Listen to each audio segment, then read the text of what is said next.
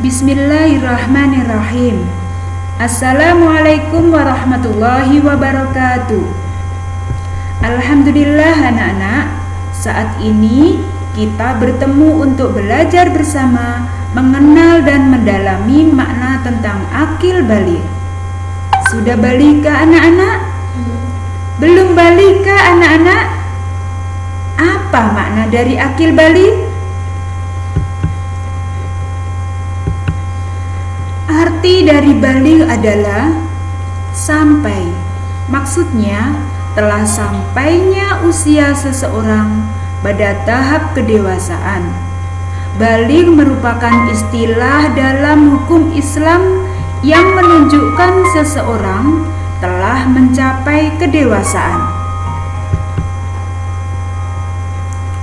Kapan seseorang dapat dikatakan baligh? 1.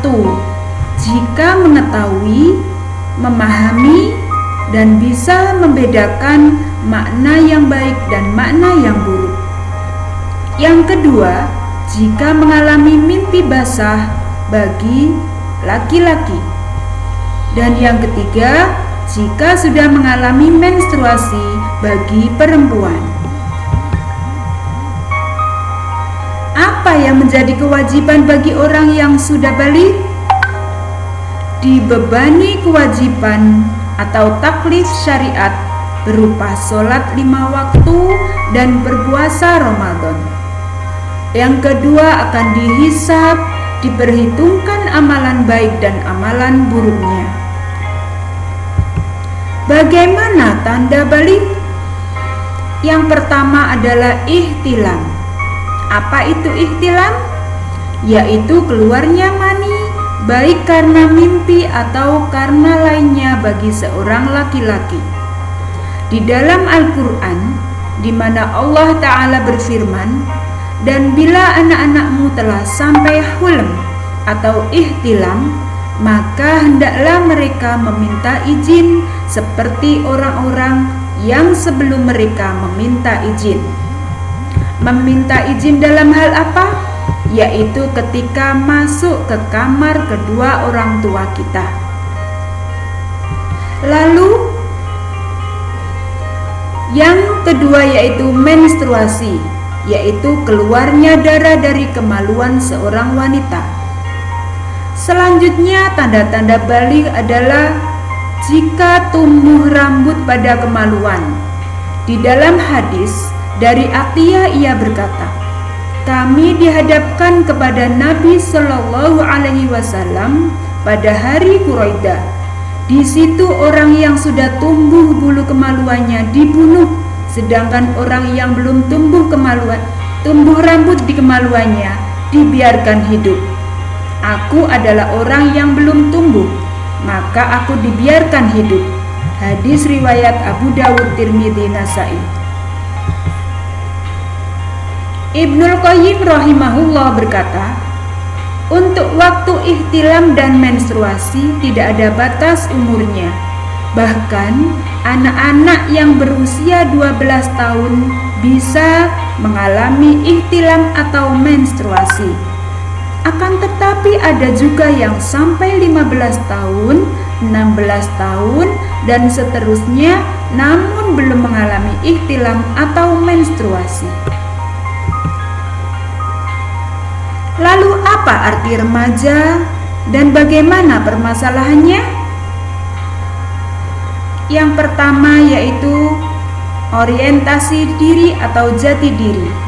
Di sini seseorang berada di masa pencarian jati dirinya. Siapakah saya? Saya nyaman bersama siapa? Yang kedua yaitu emosi. Kadang labil, kadang stabil, mudah tersinggung, mudah baper.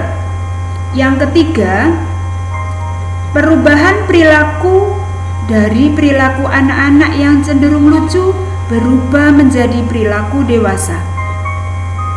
Kemudian sosial, mencari teman pribadi, mencari orang-orang yang dia merasa nyaman ketika bersamanya. Selanjutnya, jika mulai dewasa dan berpikir sebelum bertindak, dan mulai ada ketertarikan kepada lawan jenis.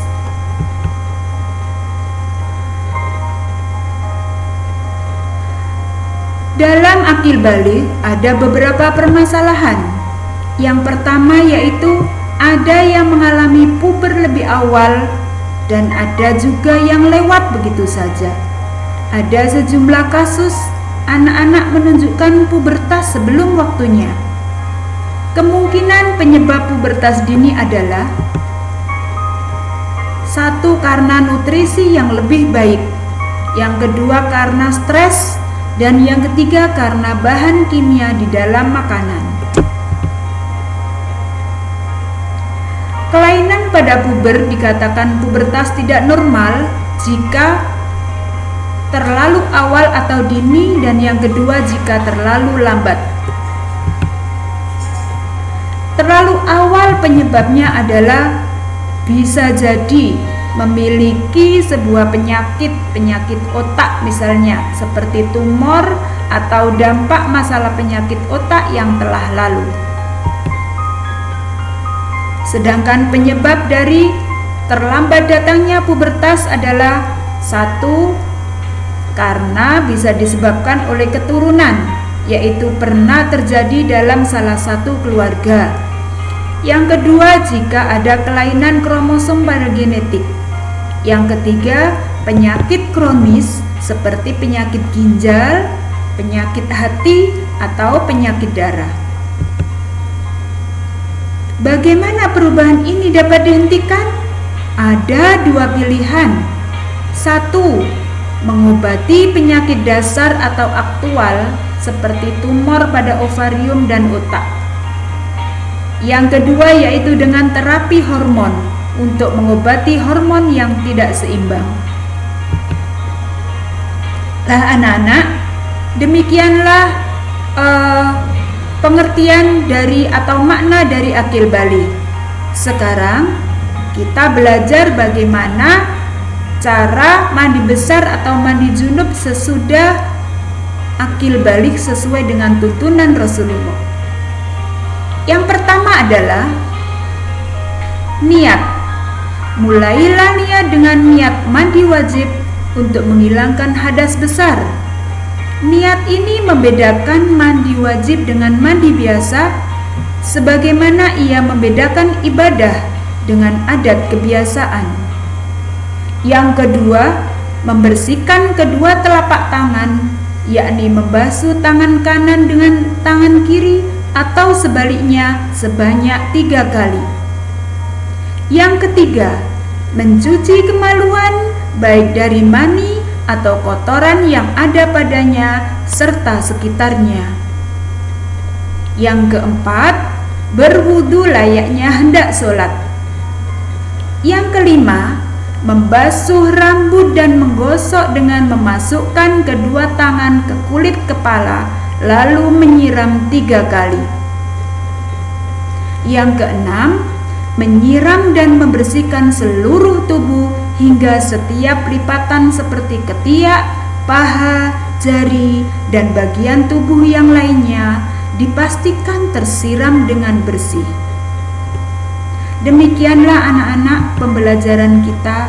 Mudah-mudahan kita selalu dilindungi oleh Allah dan menjaga setiap gerak langkah kita, sehingga setiap amalan baik kita bisa bernilai ibadah. Amin ya rabbal alamin.